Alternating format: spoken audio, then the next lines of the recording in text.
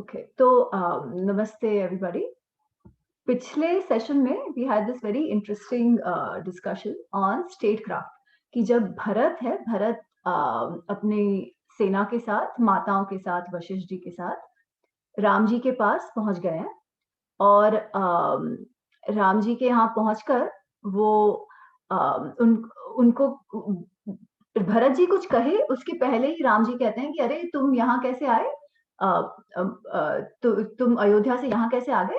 And then he goes into asking him questions, जिसे हम कश्चित, हर एक प्रश्न जो है जो कश्चित से शुरू होता है कि आप अयोध्या का ध्यान रख रहे हो कि नहीं, सही से टैक्सिंग कर रहे हो कि नहीं, सबके वेतन दे दिया कि नहीं, स्टेट क्राफ्ट ढंग से फॉलो कर रहे हो कि नहीं। So we saw that chapter और वो बहुत ही अमेजिंग डिटेल में है and things which are very relevant to even present day administration. अच्छा, पर अब अभी तक दशरथ जी को पता नहीं है, सॉरी राम को पता नहीं है कि दशरथ जी का देहांत हो गया। तो Bharat has to now inform him, Bharat को उन्हें बताना है कि भाई पिताजी की मृत्यु हो गई है। So that is the chapter we start and this is chapter number सर्गा 102, पेज नंबर 506। सर्गा 102 द्वि अधिक शततम 102 और फर्स्ट श्लोक। तो ये सब जो प्रश्न पूछे राम जी ने, उसके उत्तर में भरत कहते हैं, पहला ही श्लोक, रामस्य वचनम श्रुत्वा भरतः प्रत्युवाचः किम मे धर्माद् विहीनस्य राजधर्म करिष्यति। राम के वचन सुनकर, रामस्य वचनम श्रुत्वा भरतः प्रत्युवाचः, भरत ने रिस्पॉन्ड किया, भरत ने रिप्लाई करा कि किम मे धर्माद् विहीनस्य, मेरा जो धर्म है ही नहीं, आप मुझे राजधर्म का पाठ पढ़ा रहे हो बट राजधर्म तो मेरा अधिकार ही नहीं है, तो मैं तो राजा हूं ही नहीं, तो इसके पश्चात आप मुझे राजधर्म का की सलाह क्यों दे रहे हैं। And then he goes on and then he says, shloka 5 में, फिर 5वें श्लोक में वो कहते हैं, केकयस्थे च मयि तु त्वयि च अरण्यम आश्रिते धीमान स्वर्ग गतो राजा यायुजकः सतामतः। कि जब मैं कैकई में था, मैं कैकई देश में था और आप अरण्य आ चुके थे, तब पिताजी का क्या हुआ, धीमान, धीमान मतलब राजा जो थे, राजा स्वर्ग गतो, वो तो स्वर्ग चले गए, उनका देहांत हो गया। तो this is the first time Ram ji ने ये सुना, क्योंकि वो तो ये सोच रहे थे ना कि कदाचित भरत स्वयं उनको लेने आए हैं या फिर कदाचित दशरथ ने ही भरत को भेजा है कि भाई आप इनको पीछे वापस ले आओ। पर अब दशरथ जी का तो देहांत ही हो गया था, तो वो तो था ही नहीं। So this was a shocker to Ram ji. और फिर पूरा वो उनका तो पहले तो वो उनको जलांजलि देते हैं कि पुत्र के होने के नाते जो तर्पण करना होता है, जल देना होता है, श्राद्ध का कुछ देना होता है, कुछ खाना चढ़ाना होता है, तो वो सब करते हैं। और इसमें एक बहुत ही सुंदर ये है कि कौशल्या जी जो है वो बहुत ही उनको सौरव हो रहा है, बहुत ही उनको दुख हो रहा है कि जो राजमहल में पला बढ़ा है, वो अपने पिताजी जो राजा थे, उसको जंगल में मिलने वाले फूल फल से श्राद्ध दे रहे हैं। तो श्राद्ध जब होता है तब बहुत सारे पकवान बनते हैं, है ना, जो पितरों को चढ़ते हैं। तो यहाँ पे राम जी के पास तो ऐसा कुछ था नहीं, तो वो कोई वहाँ इंगुदी, बेसिकली एक फल है, जंगली फल, वो उसका तर्पण करते हैं। एंड कौशल्या जी को बहुत दुख होता है कि अरे मेरा पुत्र राजा को ऐसे तर्पण कर रहा है। बट एक बहुत ही सुंदर बात राम जी कहते हैं, वो कहते हैं कि जो मनुष्य खाता है ना, वही उसका देव भी खाता है। जो मनुष्य खाता है उसके देव को भी वही अर्पण होता है। इसलिए इसमें मतलब he doesn't justify it, he just says that कि जो मनुष्य खाता है वही अपना देव भी खाता है, तो मेरे ये जो इंगुदी है ये आप स्वीकार करो। तो I found it very interesting कि कई बार क्या होता है ना कि अफोर्ड नहीं कर पाते, इतना शायद सहूलियत नहीं होता, इतना ये नहीं होता, फिर भी we go out of the way to follow some of these rituals. But यहाँ पे Ram is also being very practical and he says जो हम है, जैसे हम है, हमारे स्वरूप में हमारे देवता है, तो जो हम खाएंगे वही हम हमारे देवों को भी चढ़ाएंगे और वो भी वही ग्रहण करेंगे और वही प्रसाद फिर हम ग्रहण करेंगे। तो एनीवेज, तो वो तर्पण वगैरह करते हैं और फिर बहुत लंबा सा विलाप है, because he is in a shock. तो सारे जो पुत्र हैं वो रोते हैं, बहुत रोते हैं एकदम, किसी को ये समझ नहीं आता है क्या करना क्या कहना वगैरह वगैरह। एंड वैसे ही रात गुजर जाती है। फिर दूसरे दिन सुबह भरत उनसे विनंती करते हैं कि आप प्लीज चलिए अयोध्या चलिए और ये राज्य आप ग्रहण कर लीजिए क्योंकि ये मेरे तो बस का ही नहीं है। तो what does he say? Go there. This is page number 514, sarga 105, 514 105 sarga और पेज नंबर 514, श्लोक 4, चौथा श्लोक। तो भरत कहते हैं, सांत्विता मामिका माता दत्तम राज्य इदम मम तद ददामी तव एव अहम भुक्ष्व राज अकंटकम। सांत्विता मामिका माता दत्तम राज्य इदम मम। मेरी माता जी जो है कैकेयी को संतुष्ट करने के लिए राजा दशरथ जो मेरे पिता थे उन्होंने ये राज्य मुझे दे दिया केवल मेरी माता जी को संतुष्ट करने के लिए, परंतु मैं ही ये राज्य आपको अर्पण करता हूँ क्योंकि अब तो मेरा है, जो मेरा है I can give it, right? तो अब तो ये मेरा है, तो ये जो मेरा जो राज्य मुझे मिला है ये मुझे नहीं चाहिए, मैं आपको दे देता हूँ। And then he goes on to say कि मैं तो इसके लायक ही नहीं, कि मैं इतना नहीं ये कर सकता और सब लोग भी चाहते हैं कि आप वापस आ जाओ। तो ये सब पूरा ही ट्राइज टू कन्विंस राम, परंतु Ram doesn't agree. He said देखो तुम विलाप मत करो, ऐसा है कि पिताजी ने कुछ आदेश तुम्हारे लिए दिए हैं और कुछ आदेश मेरे लिए दिए हैं। तुम्हारे लिए ये आदेश है कि तुम राज्य संभालो, राज्य का शासन करो, और मेरे लिए ये आदेश है कि मैं अरण्य में रहूं 14 वर्ष तक। तो ये तो मैं रहूंगा, उनका आदेश का तो पालन करना ही है क्योंकि यही धर्म है, इसका we don't have a way out. इसमें तुम वहां जाओ, मैं यहाँ रहता हूँ, इस बात का तुम बिल्कुल शोक भी मत करो। But of course Bharat tries to convince, Bharat doesn't already give up. तो फिर भरत बहुत कुछ समझाते हैं, विनंती करते हैं, एंड देन वो बहुत गुस्सा भी होते हैं। तो वो गुस्सा होते हैं तो अपने माता पिता की भी वो निंदा करते हैं कि बेसिकली वो ये जताते हैं इन अ वेरी पॉजिटिव वे कि उनको बिल्कुल ही राज्य की कामना नहीं है और जो हुआ उससे वो सहमत भी नहीं है। तो वो क्या कहते हैं, 106 श्लोका, 106 सर्गा, पेज नंबर 518, श्लोक नंबर 9, 9th ऑनवर्ड्स, ठीक है? तो कहते हैं, धर्म बंधेन बद्धोस्मि तेने तेने तेन इमा नेह मातरम हन्नि तीव्रेण दंडेन दंडार्हि पापकारिणम। धर्म बंधेन बंधोस्मि, मैं धर्म के बंधन से बंधा हुआ हूं, इसीलिए मैं कुछ कर नहीं पा रहा हूं। अगर मैं धर्म बंधन से नहीं बंधा होता तो मैं क्या करता, तीव्र दंड से, ये जो मेरी माता है, जो पापकारिणी मेरी माता है, उसको मैं तीव्र दंड देता, परंतु मैं धर्म बंधन से बंधा हुआ, मेरी माता को ऐसा मैं दंड दे नहीं सकता क्योंकि वैसे देखा जाए तो it is no crime, right? She asked for what was her वरदान, दशरथ बीइंग द राजा गेव द वरदान, तो ऐसा कोई क्राइम, क्रिमिनल ऑफेंस तो नहीं हो गया था। प्लस माता है, तो ही से धर्म बंध से, मैं धर्म बंधन से बंधा हूँ और मुझे गुस्सा तो इतना आ रहा है कि मैं इसको तीव्र दंड देना चाहता हूँ, हन्नी मतलब मार देना चाहता हूँ, तीव्र दंड देना चाहता हूँ, और ये दंड के लायक है। दंड दंडा दंडारही मतलब दंड के लायक, ये जो पापकारिणी मेरी माता है उसको मैं दंड देना चाहता हूँ। फिर वो आगे कहते हैं कि वो तो ठीक है माता जी ने जो किया, पर मेरे पिता का तो देखो, वो तो मेरे, तो वो आगे कहते हैं, दैट्स वेरी इंटरेस्टिंग, श्लोक नंबर 11, गुरुः क्रियावान वृद्ध राजा प्रेतः पितेति तातम न परिग्रहेऽहं दैवतम चेति संसदि। ये पिताजी तो है, जो मेरे पिताजी थे वो तो वृद्ध थे, राजा थे, मेरे गुरु समान थे, इसलिए इस भरी सभा में मैं उनकी निंदा नहीं कर सकता। तो ऐसे कहते हैं कि मैं उनकी निंदा तो नहीं मुझे करनी चाहिए, मैं नहीं कर सकता उनकी निंदा। पर आगे जाके वो वही, वो क्या कहते हैं, उसके नेक्स्ट श्लोक 12वां, कोहि धर्मार्थ कोहि धर्मार्थ योः हीनम ईदृशम कर्म किल्बिषम स्त्रियः प्रिय चिकीर्षु सन कुर्यात् धर्मज्ञ धर्मविद।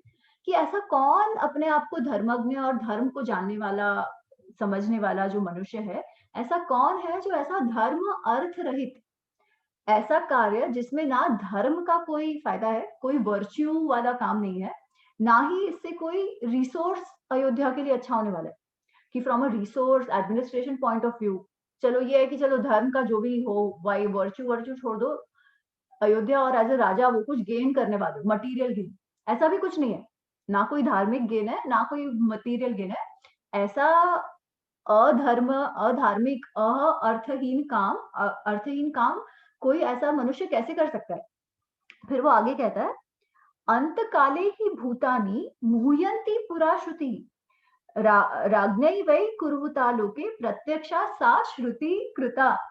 तो कहते हैं कि ये श्रुति मैंने ऐसे सुना हुआ है कि जब अंत काल आता है तब बुद्धि नाश होता है। ना विनाश काले विपरीत बुद्धि। तो यही वो कह रहे हैं कि अंत काले ही भूतानि मुह्यन्ति पुरा श्रुति। अंत काले ही भूतानि मुह्यन्ति, कि जब अंत काल आया होता है तब जो लोग हैं वो बहुत मोहित हो जाते हैं। सही क्या गलत क्या ये समझ नहीं आता है। वो लास्ट मोमेंट जब लोगों का होता है तब बुद्धि एकदम अलग दिशा में चलती है। Basically we run towards our own death. कि जैसे वो नहीं जुगनू होते हैं कि आग को देख के आग की ओर भागते हैं क्योंकि उनके मरने का टाइम आ गया है। तो उस तरीके से कि जो वो तो उनकी बुद्धि मोहित हो गई होती है, ये हमने सुना था। और जब मैं मेरे पिताजी का देखता हूँ, राज्ञा एव ही कुर्वता, जो काम मेरे पिताजी ने किया है, जो राजा ने किया है, इससे प्रत्यक्ष सा श्रुति कृता, कि वो जो श्रुति वाक्य है कि अंतकाले ही भूतानि मुह्यन्ति, एग्जैक्टली वैसे का वैसा जो हमने सुना था वो तो सत्य किया है। जो महाराज का कार्य था उससे तो ये सत्य है कि हाँ, सच्ची में अंतकाल में लोग मोहित हो जाते हैं। फिर वो आगे कहता है, साधु अर्थम अभिसंधाय क्रोधात् मोहाच्च साहसात् तातस्य यद अतिक्रांतम प्रत्याहारतु तद्भवान् पितुर्हि समीक्रांतम पुत्रो यह साधु मन्यते तद अपत्यम मतम लोके विपरीतम अतः अन्यथा। कि पहले तो भरत कहते हैं कि उन्होंने जो कार्य किया वो मोहित बुद्धि से किया। पहले तो उन्होंने ये कहा। फिर कहा कि स्वयं के पिताजी अगर ऐसे किसी कारण के साथ, अगर क्रोध से, मोह से, लोभ से, ऐसे किसी बुद्धि से कोई ऐसा काम करते हैं जो गलत हो, तो एक पुत्र का ये धर्म है कि उस गलत काम को सही करे। वैसे तो पिताजी या माताजी या सबकी आज्ञा का पालन करना यही पुत्र पुत्री धर्म है। परंतु अगर पिता ऐसे लोभी या क्रोधी या मोह वाली बुद्धि के साथ कोई रेकलेस कार्य कर जाए, तो पुत्र का ये भी कर्तव्य है कि वो उस कार्य को अच्छा करे, ना ही और बिगाड़े। इसीलिए वो कहते हैं, राम आप उस बात को लेकर मत बैठ जाओ, पिताजी ने जो गलत काम किया है उसको आप सही करो। ऐसे वो राम को समझाते हैं। पर उसमें एक बहुत इंटरेस्टिंग बात आती है कि ऑफकोर्स वो समझाते हैं, बट राम नहीं कहते हैं। ठीक है। और अभी तक we have only seen the aspect कि कैकेयी हैड ने वरदान मांगा था राम जी दशरथ से कि मैंने आपकी जान बचाई थी वो संग्राम में, युद्ध में। तो आपने मुझे ये 2 वर दिए थे कि आपने मुझे 2 वर दिए थे और मैं आपसे 2 वर ये मांगती हूँ कि रामस्य अरण्यगमनम और भरतस्य अभिषेचनम। वो तो एक बात है। राम एक और बात लाते हैं। ठीक है। राम कहते हैं पेज नंबर 520, 107 सर्ग। Now this one is very interesting क्योंकि ये उल्लेख केवल एक बार आया है एंड दिस उल्लेख changes a lot of things. तो ही सेज पेज नंबर 520, 107, श्लोक 3, तीसरा श्लोक, पुरा भ्रातः पिता नः मातरम ते समुद्वहन मातामहे समाश्रौषिद राजशुल्कम अनुत्तमम। वो कहते हैं, और उसके बाद वो जो देवासुर संग्राम में जो 2 वरदान कैकेयी को दी उसकी भी बात करते हैं। बट ये बहुत इंटरेस्टिंग है। वो कहते हैं, पुरा भ्राता, हे भाई, पुरा पहले, पिता नह, हमारे पिता ने, माता के लिए, तुम्हारी माता के लिए, कैकेयी से विवाह करने के लिए, मातामहे, तुम्हारे दादाजी जो कैकेयी के राजा हैं, तुम्हारे दादाजी अश्वपति, उनको राज्य शुल्क दिया था इनसे विवाह करने के लिए।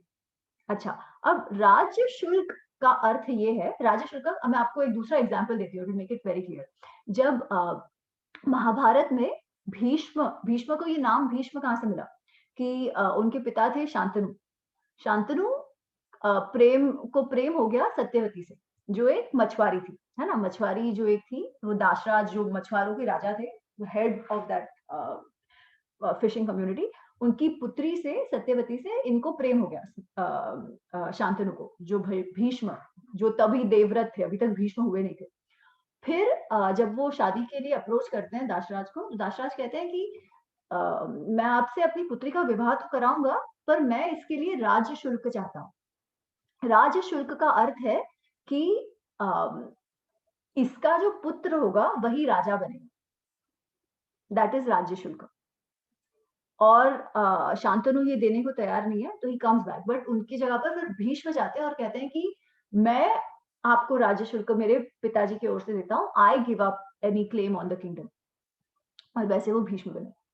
तो यहाँ पे राम कह रहे हैं कि तुम्हारी माता से विवाह करने के लिए तुम्हारे दादाजी को अपने पिताजी ने राज्य शुल्क दिया था।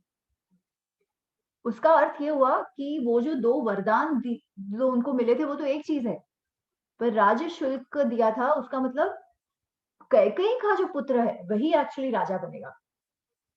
अच्छा, अब this is very interesting because पूरे रामायण में ये बात और कहीं उल्लेख हुई नहीं है।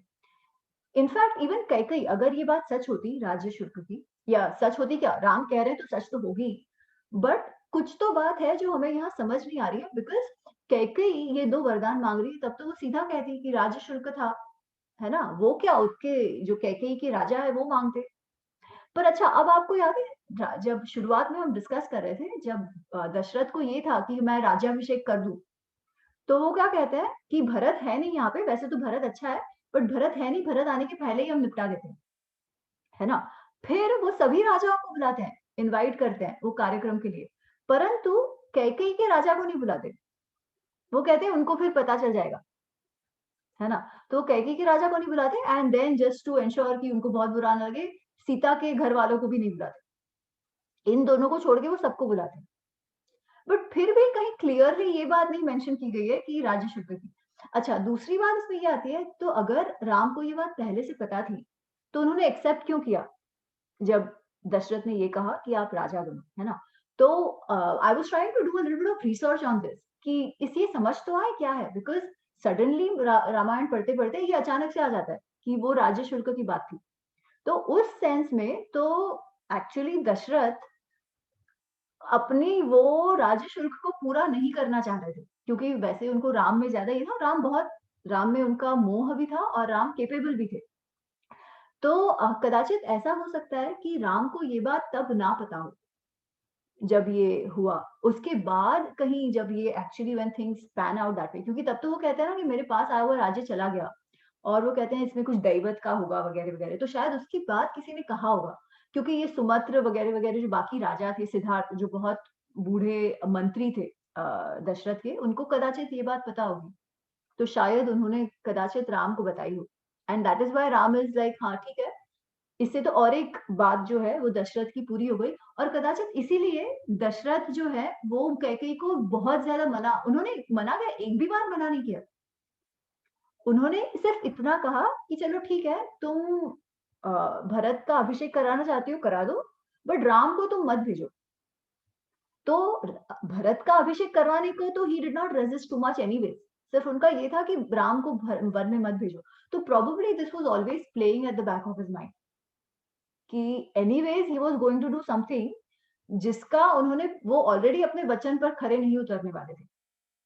नाउ राइट और wrong is very subjective again, because परंपरा इक्ष्वाकु वंश की ये रही है कि हमेशा पहला जो ज्येष्ठ पुत्र है वही राजा बनता है।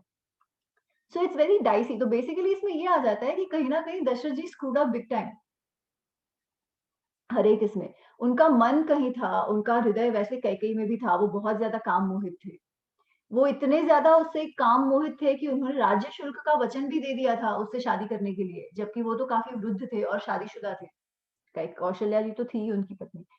तो वो इतने ज्यादा काम मोहित हो गए थे कैकेयी में, उसके पश्चात भी वो इतने ज्यादा काम मोहित हो गए थे कि वो सही क्या गलत क्या ये भी नहीं था। बट कहीं ही ऑल्सो न्यू कि राम ज्यादा केपेबल है, तो राज्य तो राम को मिलना चाहिए, बट क्लेरिफाई करके नहीं, ऐसे छुप छुप के ही कर देना चाह रहे थे।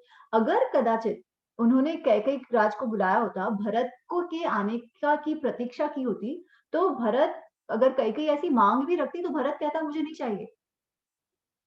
पर उन्होंने ये कुछ सोचा ही नहीं, उनको मन में कहीं तो ये कहता है ना कि थोड़ा गिल्ट था शायद कहीं। अब उनके ऐसे राम की ये बात से शायद वो ऐसा हम सोच सकते हैं, not conclusively but at least we can make a guess. हाँ शिल्पा। मुझे एक क्वेश्चन है यहाँ पे, तो उस जमाने में कैपेबिलिटी और परंपरा, जैसे पहला बेटा हाँ। राजा बनेगा या राजा का खुद का वचन, अगर ये तीनों साथ में है, what should be the right order? Well आज के कॉन्टेक्स्ट में तो मैं कहूंगी the right order should be capability. But was it कि वो लोग ऐसा नहीं सोचते थे? तो ये भी सही नहीं है, क्योंकि वो लोग भी यही सोचते थे, ऐसा मुझे लगता है।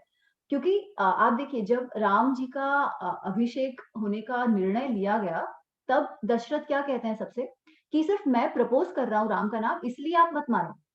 आप मुझे बताओ आप इस बात से सहमत क्यों हो? क्या आपको सही में लगता है राम कैपेबल है?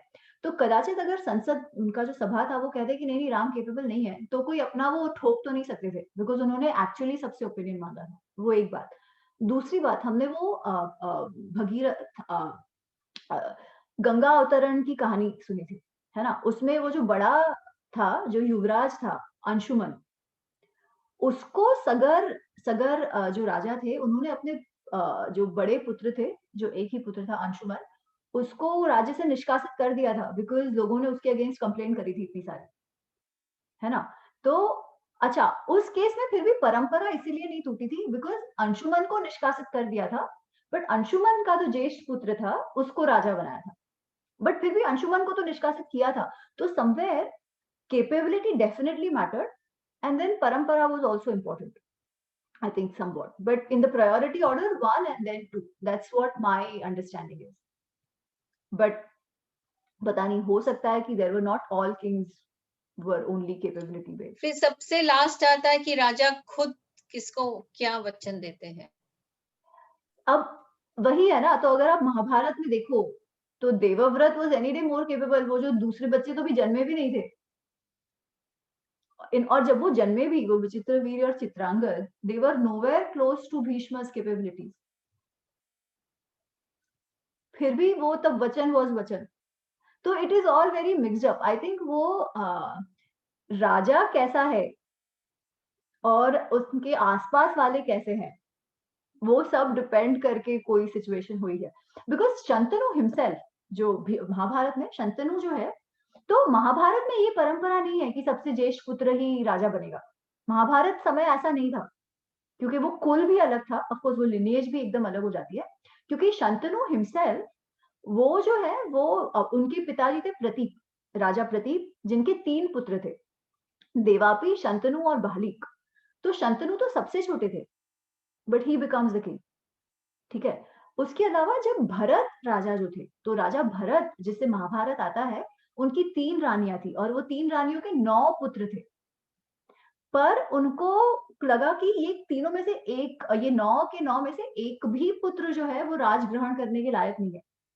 तो वो फिर यज्ञ करवाते हैं और फिर उनकी रानी से और एक पुत्र उत्पन्न होता है, भूमन्यु, और वो फिर भूमन्यु को राज्य देते हैं।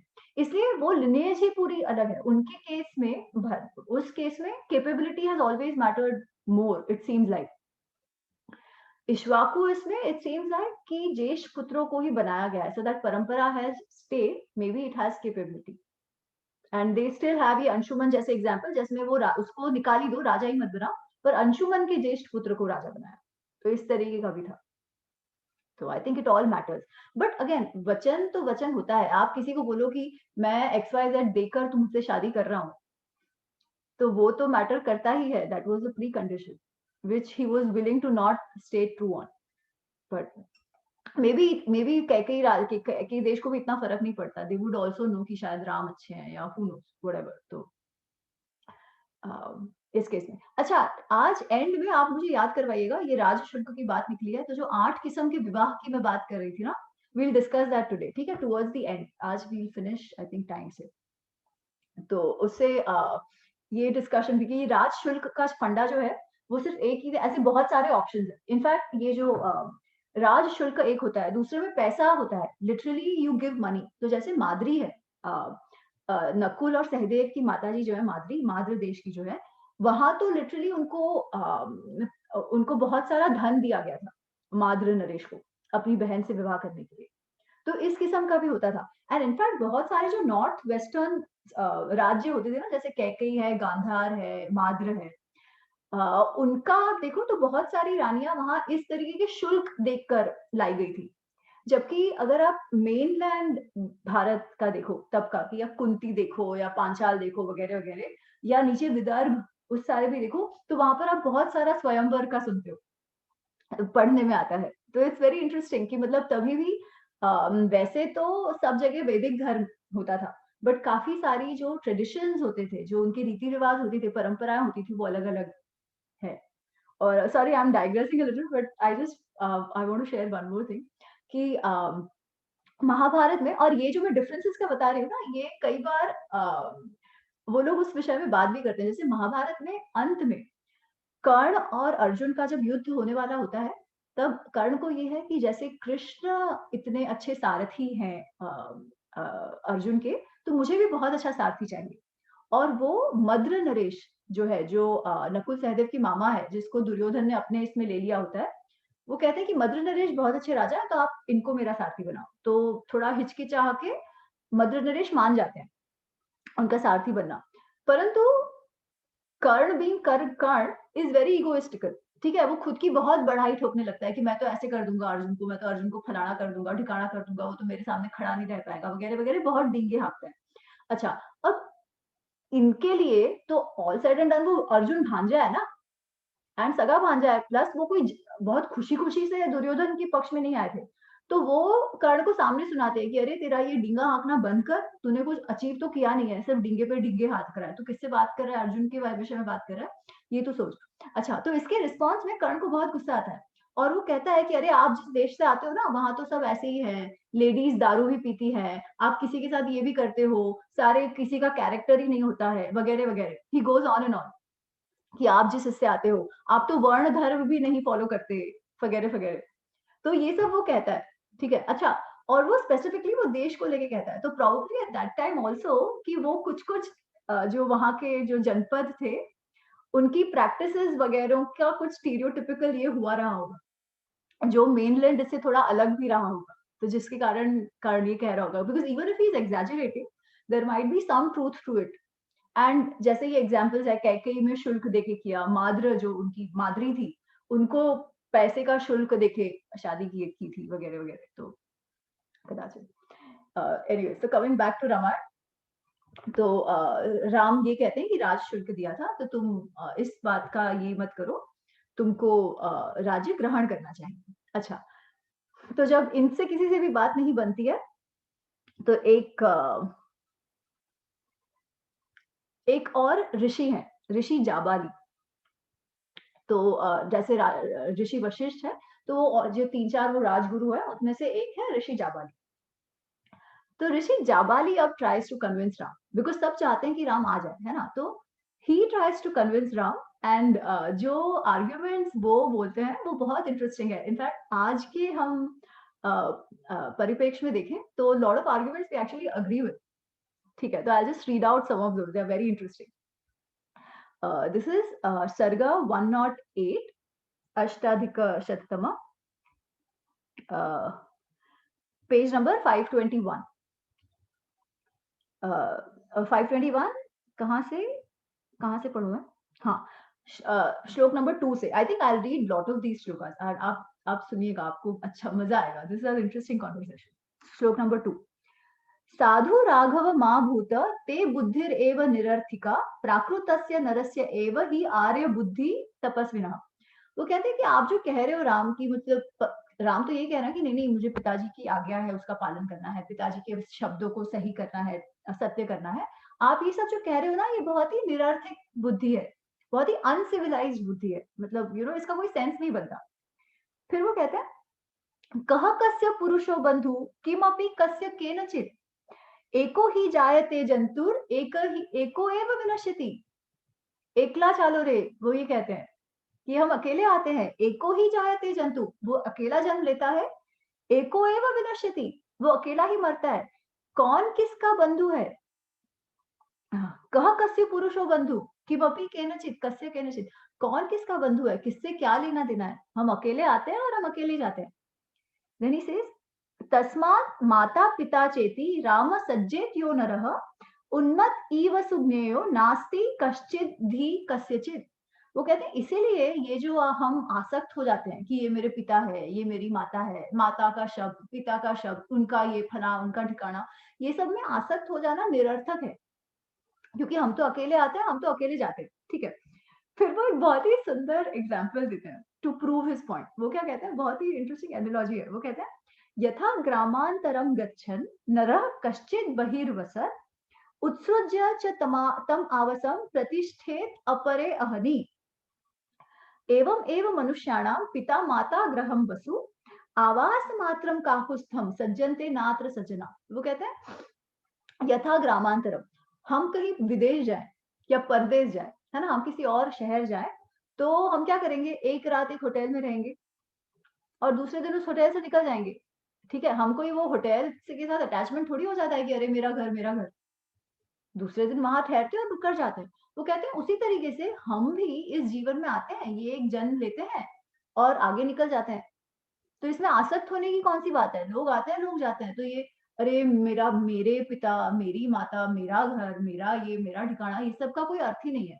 हम सब प्रवासी हैं, इस प्रवासी में हम आते हैं निकल जाते हैं। तो उस धर्मशाला जिसमें हम रहे हैं उससे कोई आसक्ति रखने की बात नहीं है, ठीक है। फिर और वो कहते हैं और इसीलिए जब वो आसक्ति हमको रिलेशंस में नहीं रखनी है, तो ऐसा जो नर हो ना,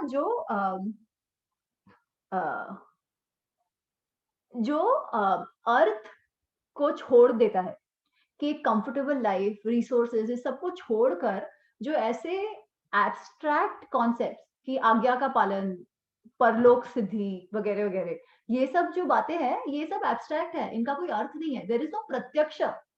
प्रत्यक्ष is the Ayodhya that you have. प्रत्यक्ष इज द सिंहासन that is waiting for you. प्रत्यक्ष is the comfort life, comfortable life you will have. ये सब कंफर्ट वंफर्ट छोड़कर आप ये कौन से एब्स्ट्रैक्ट में लगे पड़े हो कि मेरे पिता, आपको क्या आ सकती है, अकेले आते हैं अकेले जाते हैं। तो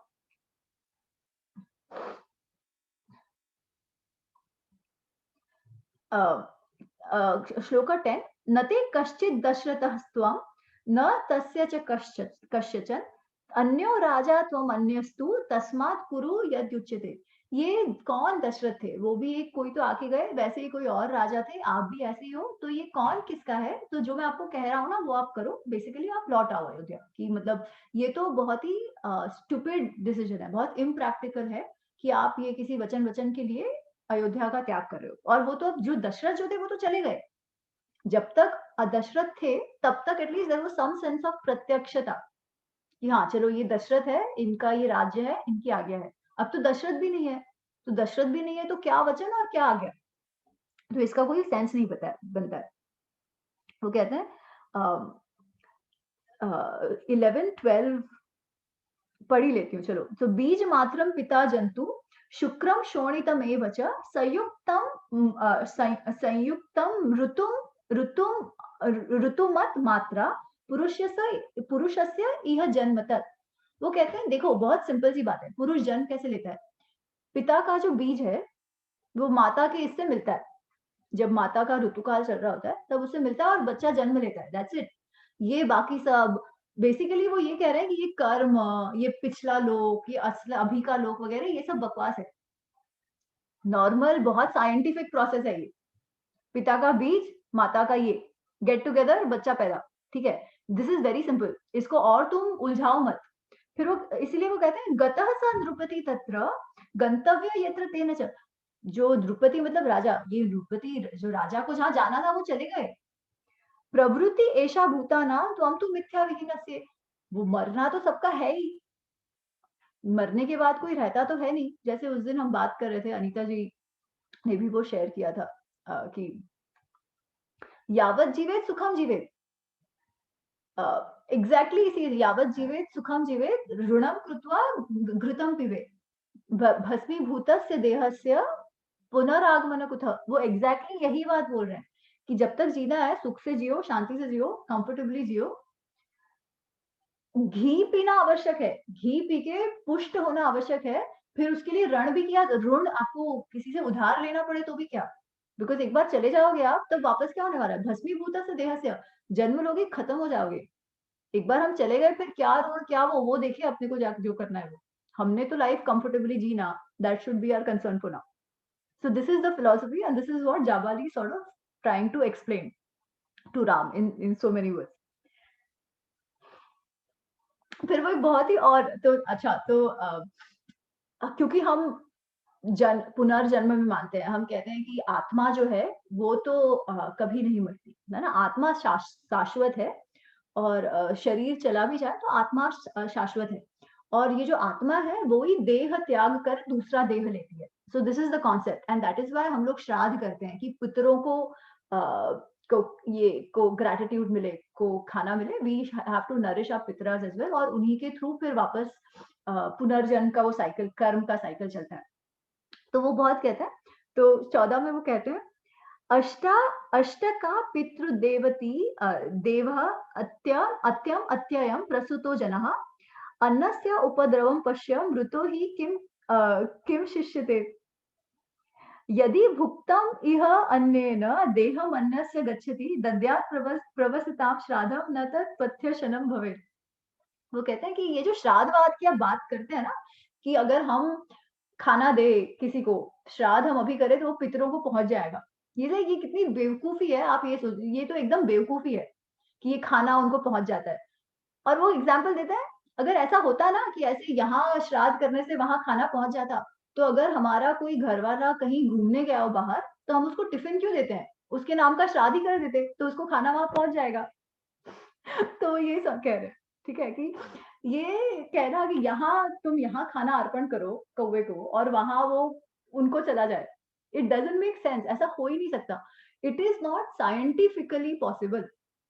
आज हम देखिए कोई भी कार्य हो तो जो एथीस्ट होते हैं वो क्या कहते हैं, अरे ये सब बकवास है, तुम मुझे दिखाओ, how does it work, you show मी, क्या पुनर्जन्म, कैन यू प्रूव कि ये उसी जन्म वापस लिया है, ये सब निरर्थक है, because science can't prove it, it can't be. ठीक है, एथीस्ट वाला जो कॉन्सेप्ट है एग्जैक्टली वही है कि यार क्या श्राद्ध की बात कर रहे हो, अगर श्राद्ध वुड वर्क तो जो कोई घूमने गया हो तो टिफिन क्यों देते हो, आप इनके नाम का यही श्राद्ध कर दो, वहां उनको पहुंच जाएगा, है ना, तो वो ऐसा एग्जाम्पल देते हैं। तो basically and then he says, इसलिए ये सब आप वचन वचन का मत ये करो, राजा तो मर गए, राजा के साथ उनका वचन वचन सब गया, उससे you don't have to bind yourself into that vachan, आप मजे करो, आप राज्य को लौटाओ। अच्छा, अब एक है to trivialise what he say, but the other part is what he also saying is that आज्ञा रखना एक चीज है, but there is another priority waiting for you which is the shasan, है ना। तो it is also about again what is pratyaksha, the pratyaksha here is right now the shasan that you have to do।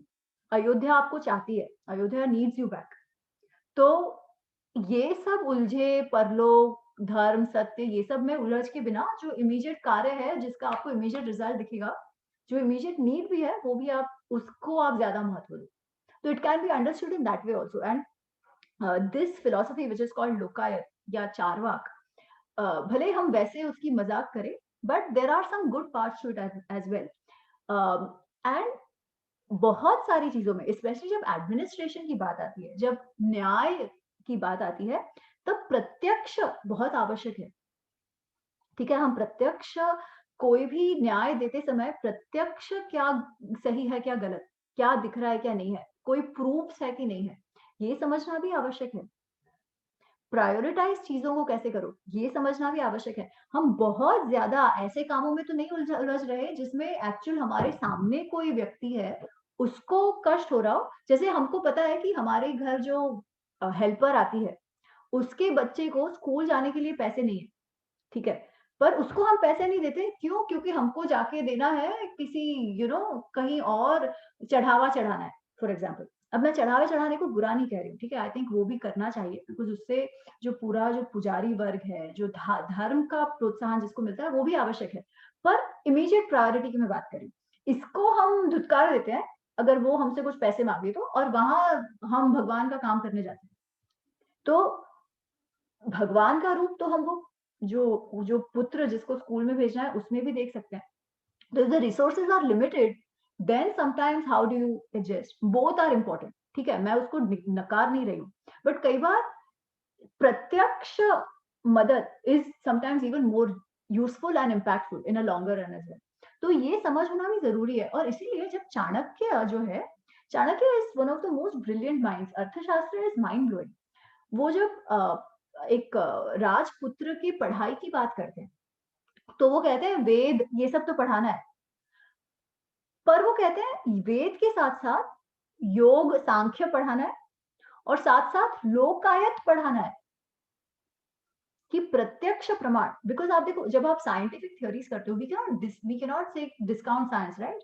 आज हम ये zoom पे बैठ के बात कर रहे हैं, that is also science and technology. आज हमारी जो लाइव्स है, a lot of it is contributed because of the progress in science.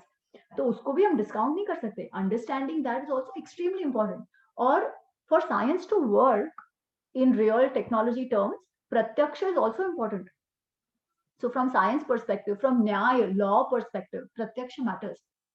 तो चाणक्य तो एक्चुअली सेज लोकायत भी पढ़ना आवश्यक है, ठीक है, पर ये भी समझ होनी चाहिए कि किस मैटर में इट किस कॉन्टेक्स्ट में इट इज मोर एप्लीकेबल, किस कॉन्टेक्स्ट में इट्स नॉट एप्लीकेबल. अब इस केस में जबाली जो कह रहे हैं वो राम को कह रहे हैं, and Ram is a raja. Ram is going to be a raja, he is going to be a role model.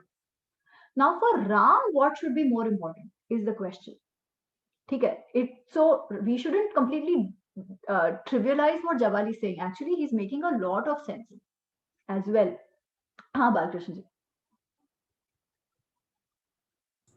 Yeah, I mean, in this, the Jabali is also a Brahmanuttama, he says. It's a Brahmanuttama. So actually, during that time, and he must have come with Bharata Yes. from the kingdom. So he Yes. must have actually been in the palace as one of the perhaps the advisors or whatever. He is among the 7 Raj Rishis of Ayodhya. Ah, okay. So at that time, I think. मतलब he is a very respected person, Jabali जो है. Okay. And then he also held a differing what do you call it, philosophy. He didn't agree with what was actually the main philosophy of No. So that's not true. So he clarifies in the front that why he's saying all of this. Oh, okay. Huh. I see. So it's not okay. But what he was saying is actually very much different from the usually held yes. belief. Correct. Yes. Okay. So he's saying that. Now what this also tells us is कि हम जो कहते हैं ना कि अरे basically this shows the plurality of the dharmic discussions that were held. Okay. Every view was presented. ऐसा नहीं था कि ये व्यू अलग है तो बता नहीं सकते. ठीक है, व्यू तो बता ही सकते हो, and you have to counter it, and Ram counters it. Ram doesn't say अरे क्या बकवास है, चुप करो. ठीक है, so what is कर रहे हो, मुझे कह रहे हो ना वो सही नहीं है, आप मुझे भले अच्छे भाव से कार्य और अकार्य जो है उसमें आप मुझे कंफ्यूज कर रहे हो. जो आप कह रहे हो वो सही नहीं है, भले आप बहुत अच्छे भाव से कह रहे हो. So what you're saying is actually, I mean, he didn't believe in these. I mean, what you were saying, so but he was actually just present. Okay. So he was actually being a devil's advocate for correct, exactly that particular context. Okay. Correct, because he also wanted Ram to come back. Now अब वो जो भरत जो कह रहे थे वो मान नहीं रहे थे, है ना. भरत ने इतने प्लीडिंग्स करे, इतनी याचनाएं की और वो मान नहीं रहे थे. So Jabali tried to bring in this part, you know, focus on what is the most important, which is Ayodhya right now. Because राजा तो चले गए, his basically आप देखो तो राम को छोड़कर किसी और को इस 14 वर्ष पूरे हो या ना पूरे हो उससे फर्क नहीं पड़ता था.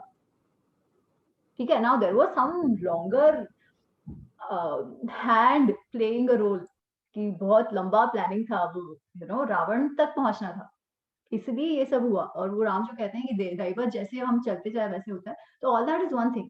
पर अगर प्रत्यक्ष ये देखो तो that commitment to Dasharath, Kaikeyi was also okay with Ram coming back. उसने भी अपने पुत्र के इतने गालियां सुनी थी दैट उसको भी कोई प्रॉब्लम नहीं होता अगर राम वापस आते तो. ठीक है, तो he is just trying to bring in that aspect कि focus on what is immediately and immediate gain जो आपको है. आप बाकी सब पुण्य मत छोड़ दो. इमीडिएट आपके सामने क्या है, राज्य, अर्थ, कंफर्टेबल लाइफ, आप उस पे ध्यान दो. ठीक है. So what he was trying to do is actually Yeah, हाँ, so the there is a king, I mean, concept. Sorry, ji. sorry, the king had to, I mean, look at even those which were not, I mean, which are contrary view, and then make a decision himself. That was what he was trying to. Absolutely. Okay. Absolutely. There is a concept Kathopanishad. So Kathopanishad is another beautiful Upanishad, and Kathopanishad is a dialogue between Yama, the god of death जिसे हम कहते हैं, कि यमराज और Nachiket. Nachiket is a young boy, मेरे ख्याल से 8-9-10 साल का बच्चा है. इन दोनों के बीच का संभाषण है, which is कठोपनिषद. और गीता, भगवत गीता जो है, Bhagavad Gita borrows heavily from Kathopanishad. ठीक है, कुछ कुछ तो श्लोक भी उनके सेम है कठोपनिषद और गीता में. खैर, तो कठोपनिषद में एक कॉन्सेप्ट हम बात करते हैं, श्रेयस और प्रेयस. प्रेयस is pleasure, short term gratification. श्रेयस is a longer term larger good जिसकी बात करते हैं, है ना, कि पॉसिबल, जैसे एक बूढ़ा जो है वो अगर आम का पेड़ लगाएगा तो उस बूढ़े को आम खाने नहीं मिलने वाले हैं उस पेड़ के, पर जो आने वाले लोग हैं उन सबको उस पेड़ के फल मिलेंगे खाने को. तो दिस एक्शन इज श्रेयस. ठीक है. और दूसरा ये कि कोई ऐसा काम करे कि भाई मैं ये कर दूंगा, मुझे और सामने इतना फायदा हो जाएगा, या मुझे इतनी कंफर्टेबल लाइफ मिल जाएगी. ये हम सब जो जनरली करते हैं कि अरे भाई we invest so that we can live a comfortable life. There is no good और bad, but these are two concepts, shreyas और प्रेयस. तो ये जो बात कर रहे हैं, जाबाली जो बात कर रहे हैं, वो प्रेयस की बात कर रहे हैं. राम जो बात कर रहे हैं वो श्रेयस की बात कर रहे हैं. ठीक है. अच्छा, तो Ram, what does Ram tell him? तो राम को एक्चुअली थोड़ा सा गुस्सा भी आता है कि आप मुझे मिसलीड क्यों कर रहे हो, आप तो राज ऋषि हैं, आप मुझे मिसलीड कर रहे हो, ये कह के. एंड व्हाट राम सेज, कितने बज रहे हैं? Okay, we have some time, we have 10 more minutes. So Ram says, the next Sarga 109, 523 page, श्लोक 2, भवान में प्रिय कामार्थम वचनम यत् इह उक्तम अकार्यम कार्यम संकाशम अपथ्यम पथ्यम सन्निभम. वो कहते हैं आप प्रिय, भवान में प्रिय कामार्थ, मेरे अच्छे के लिए, मैं समझ रहा हूं कि आप मेरे अच्छे के लिए ये बता रहे हो बात कि जो न करने जैसी, आप मुझे जो करने जैसा कह रहे हो वो एक्चुअली न करने जैसी है, और अपथ्य है जो सही नहीं है, पर मैं ये समझ रहा हूँ कि आप मेरे लिए, मेरे अच्छे के लिए कह रहे हो ये बात, पर आप अकार्य को कार्य और अपथ्य को पथ्य ये बता रहे हो. निर्मर्यादास्तु पुरुषः पापाचार समन्वित मानम न लभते सत्सु भिन्न चारित्र दर्शनम. वो वर्ड यूज करते हैं निर्मर्यादास्तु पुरुषः पापाचरम संवितम. वो कहते हैं निर्मर्यादा जब आ जाती है ना, when you start flouting all मर्यादा, जब आप कोई बाइंडिंग ये ही ना रखो, आपकी कोई फ्रेमवर्क ही ना हो, कोई वैल्यू सिस्टम ही ऐसी ना हो कि जिसको, विच इज सो जो इतनी ज्यादा सीक्रेट हमारे लिए कि वो हम नहीं तोड़ सकते, ऐसा कोई वैल्यू सिस्टम ही ना हो ना, तो बहुत जल्दी मनुष्य पापाचारी हो जाता है. ठीक है. और उससे वो कहते हैं कि उसे मान नहीं मिलता वगैरह वगैरह, और वो चरित्र उसका दिखाते हैं वगैरह. तो मैं इसका एक्सप्लेनेशन आपको 2-3 श्लोक पढ़ने के बाद देती हूँ, as a whole rather than individual. So then the next श्लोक is 9th. तो 9th श्लोक में वो कहते हैं, कामावृतो अन्वय लोकः कृत्सन समुपवर्तते यद वृत्ता सन्ति राजनः तद वृत्त्या सन्ति ही प्रजा. तो वो कहते हैं एक तो निर्मर्यादा जहां ज्यादा हो जाती है, there is no restraint whatsoever at all, there is no limiting value system, there is nothing sacred. ऐसी सिचुएशन में बहुत ज्यादा पापाचारी हो जाते हैं लोग. दूसरी बात वो ये कहते हैं कि जब राजा ऐसा हो जाता है तब it is even more dangerous, because जैसा राजा होता है ना वैसे ही प्रजा होती है. अगर राजा ही ना फॉलो करे ऐसा कोई रूल्स या वैल्यू सिस्टम, तो प्रजा तो क्या ही करेगी. एंड एक बार प्रजा भी ये हो जाए तो समाज विच्छेद हो जाएगा. ठीक है. अच्छा, now let's take a very practical example of this. एक we all work in professional institute, है ना. तो एज अ प्रोफेशनल इंस्टीट्यूट हमको पता है कि हमारी इतनी सैलरी आने वाली है इस महीने, और ये आज का हमारा HR रूल है. ठीक है. अब जो करंट CEO है वो चला जाता है, वो छोड़ जाता है, तो दूसरा CEO आके तुरंत से कहेगा नहीं नहीं अब सबकी ये कुछ बंद, सैलरीज बंद. चलो ये भी कुछ हद तक they can change around the salary structure, this is still okay, but we have a commitment to the client. ठीक है. हमने क्लाइंट को कुछ कमिट किया है कि हम XYZ सर्विस प्रोवाइड करेंगे, एक सीईओ गया, दूसरा सीईओ और बोला नहीं नहीं ये कुछ मैं मान्य नहीं रखता, मुझे कुछ मालूम ही नहीं है इस बारे में क्योंकि मैं तो था नहीं, so it doesn't matter anymore to me. How will that company function? How will that transaction itself function?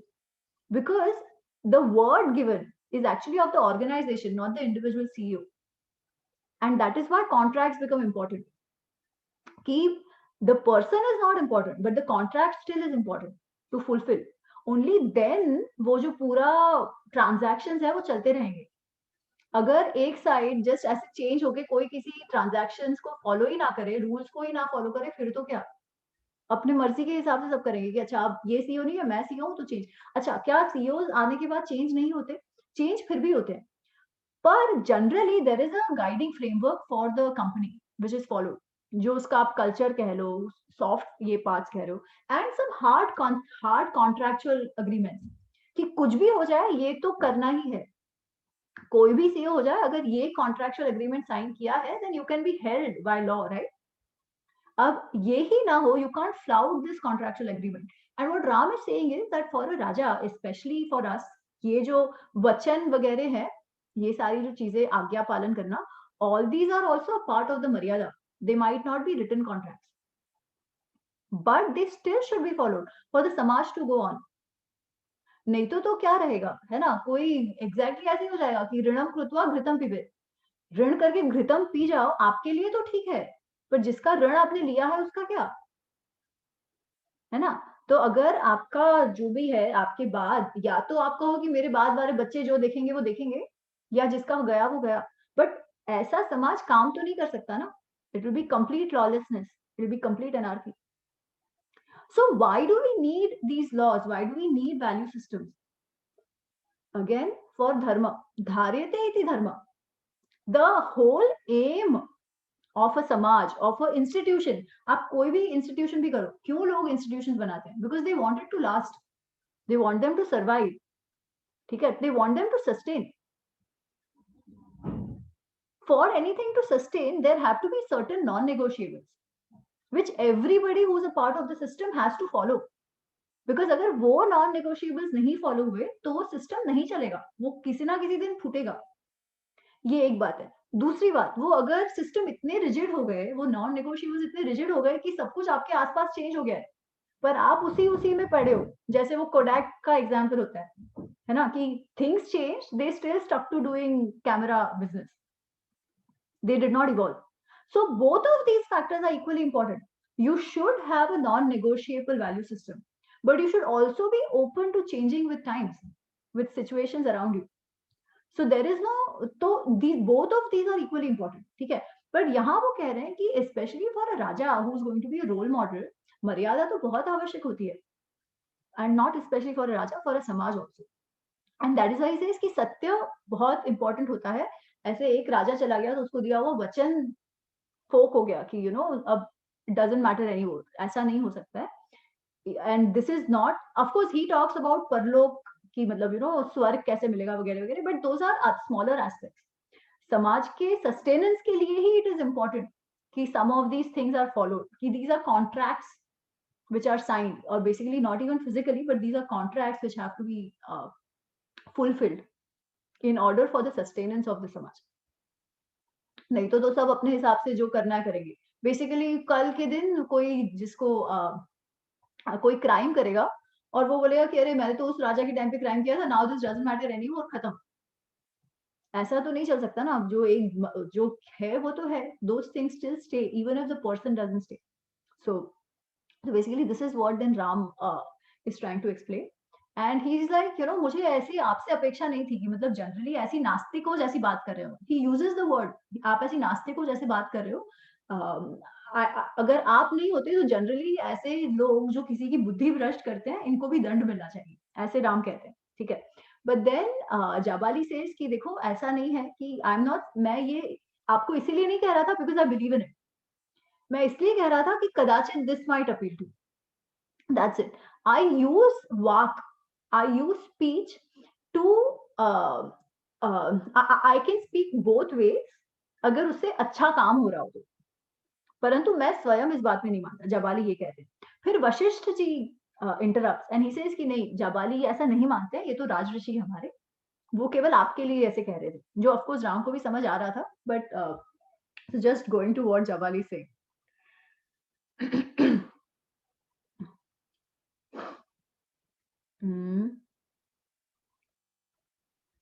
This is page number 525, the last two shlokas, जिसमें जाबाली कहते हैं, न नास्तिकानां वचनं ब्रवीम्यहं, न नास्तिको अहं, न च नास्ति किंचन, समीक्ष्य कालम पुनरास्तिको अभवम, भवेय काले पुनरपि नास्तिकम।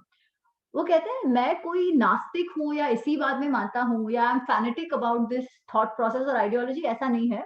समीक्ष्य काले, मैं समय देखकर नास्तिक या आस्तिक की बात करता हूँ, समय देखकर, ठीक है, कि कई बार, क्योंकि अगर ये बात आपको अपील करती तो actually this would also not have been adharma, you coming back to Ayodhya, because as I was saying right, कि ये जो बाइंडिंग आज्ञा है वो एक्चुअली कोई अयोध्या के लिए बुरी नहीं होती। इन अ लार्जर कॉन्टेक्स्ट, अगर राम वापस आ जाते इतनी सारी याचना के बाद, तो शायद अयोध्या के लिए it would not have been such a bad deal, he was a good king. तो इसीलिए अगर ये आपको अपील करती तो शायद काम हो जाता, इसलिए it's not as if I believe in it, मैं इस बात को मानता हूँ, ऐसा नहीं है, मुझे सिर्फ लगा कि this is going to help, कालम समीक्षा, मैं कभी ये और ये बातें कर सकता हूँ। And we all need devil's advocates as well, right, because devil's advocates help us think better, help us think, जो शायद बातें हमने नहीं सोची, we might stick to our position, but हमें और रिफाइन करती है हमारे थॉट प्रोसेस को, so that's very important, it also highlights any gaps in our thought process if at all. So yeah, so that's that. फिर next time we'll सी वशिष्ठ जी क्या कहते हैं और आगे का।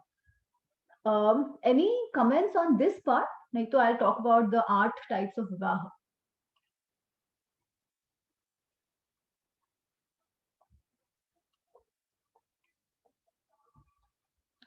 I will then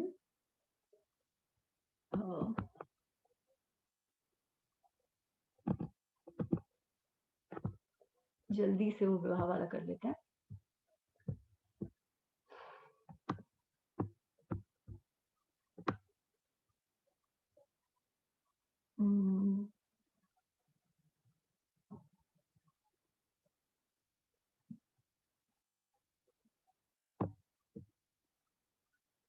विवाह वाली बात कब की थी हमने? I am just trying to find that slide.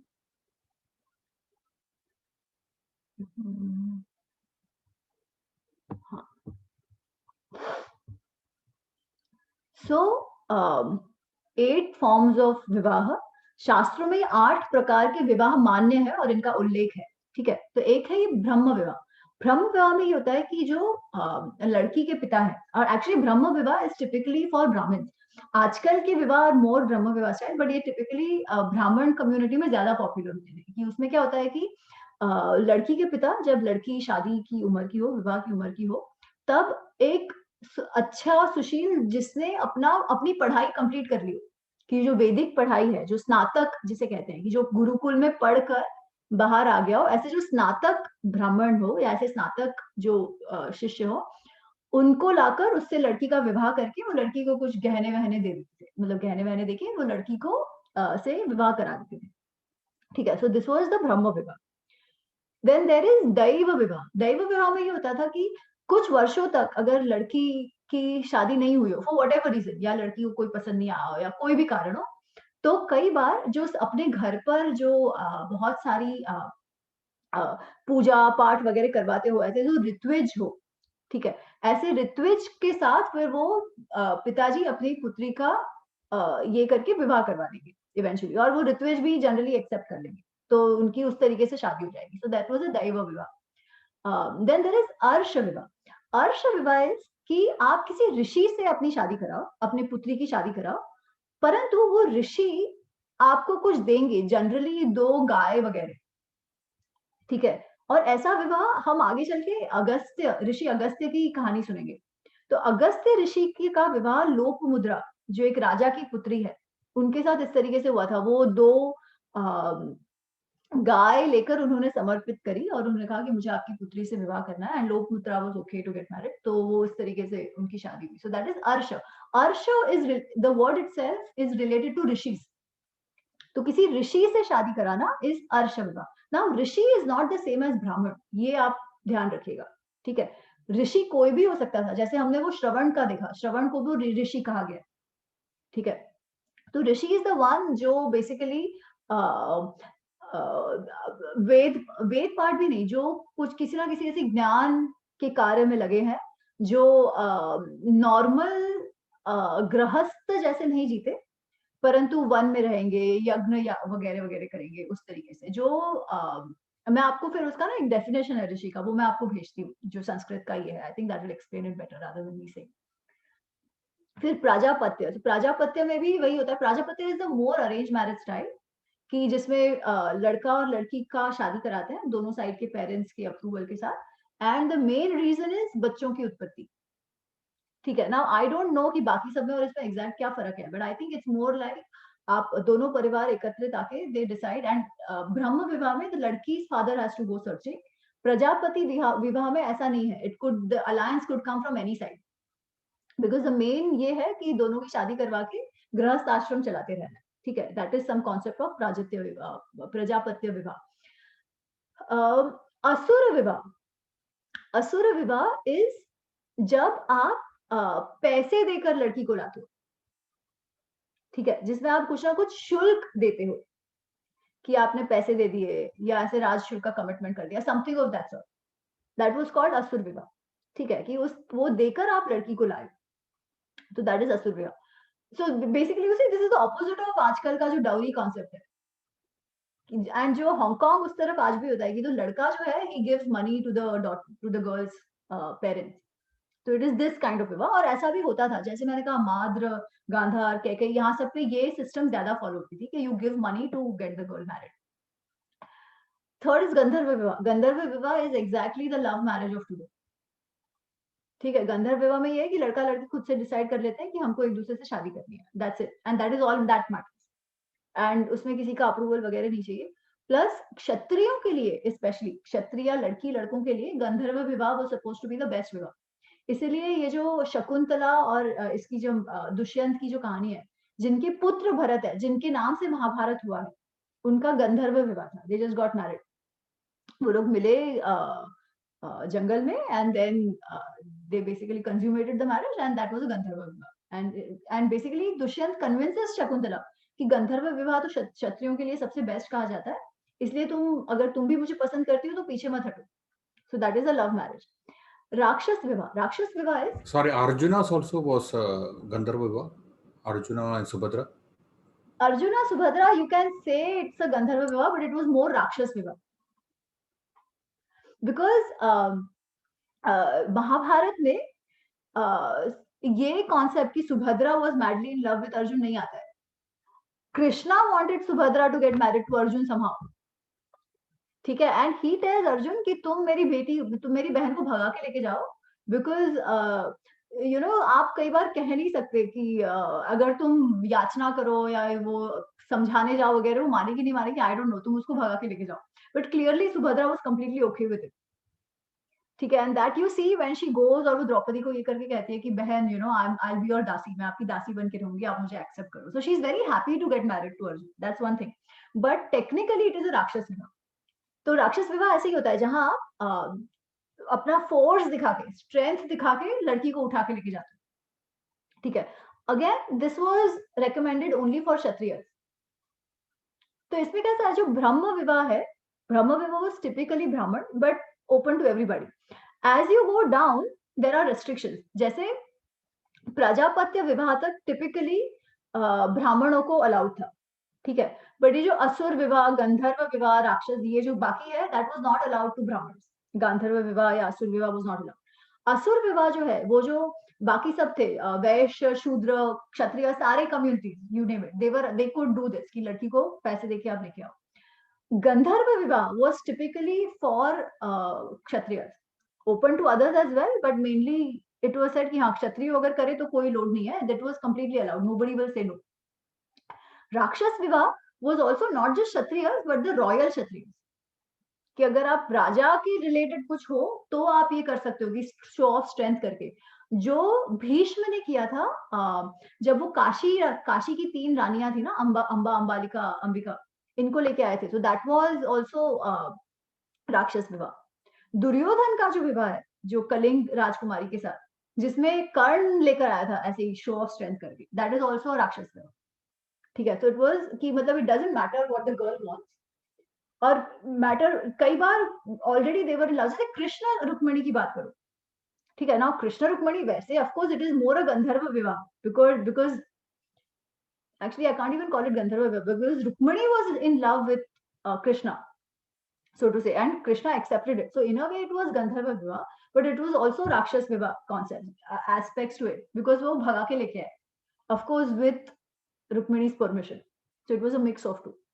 And Pishacha, so Pishacha is supposed to be, भले उसको विवाह का नाम दिया है, Pishach was one which was completely not acceptable. भले eventually the girl would get the rights of a wife and stuff, but it was not something कि लोग चाहते नहीं थे कि पिशाच विवाह हो. पैशाच विवाह is basically what is love jihad today, in the sense कि आप पता है लव जिहाद में प्रॉब्लम क्या है, क्या सिर्फ हिंदू और मुस्लिम का विवाह हो वो प्रॉब्लम है? नहीं, that is not the problem. The problem is targeting of a person and going to the extent of deceiving them, कि आप हिंदू नाम लेकर उनसे अप्रोच करते हो, उनको प्यार में पढ़ाते हो, and then you deceive them and to convert them to Islam. ठीक है, ये तो एक एग्जांपल है. This could happen lot of times कि आप डिसीव करके किसी को, या सोते हुए किसी को उठा के लेके जा रहे हो, या झूठ बोल के लेके जा रहे हो, या डिसीव करके लेके जा रहे हो, that is Paishach vivah, and this was not allowed. बाकी सब केस में it is open, there is no deceiving, so to say. भले राक्षस इसमें is also not the most accepted ये, एंड दैट इज व्हाई और किसी में this was not allowed, only royals के लिए इट वाज अलाउड कि शो ऑफ स्ट्रेंथ ये हो, बट पिशाच है तो बिल्कुल not allowed. Although if it happened, the girl would still get the status of a wife, but whatever. In Rakshasa Vivaha, I mean, is a girl, I mean, actually agreeable to the marriage? Is that the difference between Rakshasa Vivaha and Paishacha Vivaha? No, Rakshas Vivaha में you are not deceiving ना. आप कह रहे हो कि मैं भीष्म इसका भाई हूँ और मैं आपकी पुत्रियों को उठा के लेके जाऊंगा. You are not deceiving. You are not becoming somebody else to take them away. But you are still forcibly taking the girl. So that is why it is not. It is also against, not even it can be against her will. In all this, except for Gandharva Vivaha, we do not know about the willingness of it. Okay, in all of this. Only in Gandharva Vivaha, we are sure that the girl is interested. In a Swayamvar is not exactly Gandharva Vivaha, but in a Swayamvar is like Gandharva Vivaha, where again that's the choice of the girl that matters. But उसमें भी आप देखो there still is, अगर वो जैसे कुंती की विवाह हुई थी, कुंती का स्वयंवर वाज अ प्रॉपर स्वयंवर, she saw the Kings around and she chose Pandu. ठीक है, बट द्रौपदी का you can't really say, because it was कि वो ये रखा था, of course it was with her agreement कि जो भी वो मछली की आंख को मारेगा, वो टारगेट को मारेगा, उससे शादी होगी, है ना. तो this could have been with her acceptance और it could have been father's, ये तो उस तरीके से. So the willingness of the girl, for that matter the willingness of the guy is also not that important. आप देखो जब ये भीष्म लेके आए ये 3 राजकुमारी को और विचित्रवीर्य से शादी करा दी, तो विचित्रवीर्य को पूछा थोड़ी था तुझे इनसे शादी करनी है कि नहीं करनी है. ठीक है, तो it is not as if once mattered and once not. जैसे अभी दैव विवाह है, ठीक है, उस मे बी ब्रह्म विवाह में इट माइट बी डिफरेंट कि अगर वो लड़का कहे कि मैं हाँ बोलता हूँ या ना बोलता हूँ या whatever, maybe he had that choice. Typically not. Yeah if the parents agreed you had to get married. तो दैव विवाह वगैरह में आपको अगर कोई अप्रोच करके लड़की देता है तो you couldn't say no, you would get married. तो but yes, in general it was not so much about the willingness of the girl. मतलब नोबडी आस्क्ड माद्री कि तुमको पैसा देके पांडु लेके जा रहा है, आर यू हैप्पी और not. Now in that case, because Pandu was the king of Hastinapur, right? इतना बड़ा ये, तो typically most women wouldn't have said no, whatever. But हाँ, it didn't matter so much.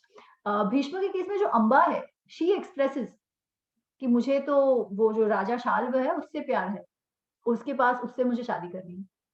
And that Bhishma also agrees and lets her go. But then Shalva makes it an ego issue. कि नहीं नहीं तुमको वो लेकर गया, मैं नहीं, but there she accepts. So wherever they did suggest कि this is my preference, तो मना भी करा है ऐसा नहीं है, in the few examples that we know, but हाँ, so this is what I understand of the different kinds of marriages. So,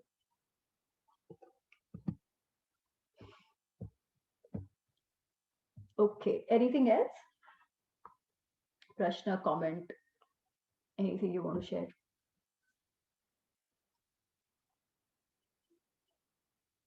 I think अगले क्लास में, अगले Sunday we will finish Ayodhya कांड हो जाएगा, we'll start with अरण्य कांड, और अरण्य कांड काफी हद तक बहुत जल्दी मूव करेगा, because it's अरण्य कांड is more about the exploits of अच्छा इस राक्षस को मारा, उस राक्षस को मारा वगैरह वगैरह, and then we come to the story of Shurpanakha, from where again it starts becoming more interesting, तो वो और जल्दी जाएगा. तो okay, cool, so let's do प्रार्थना.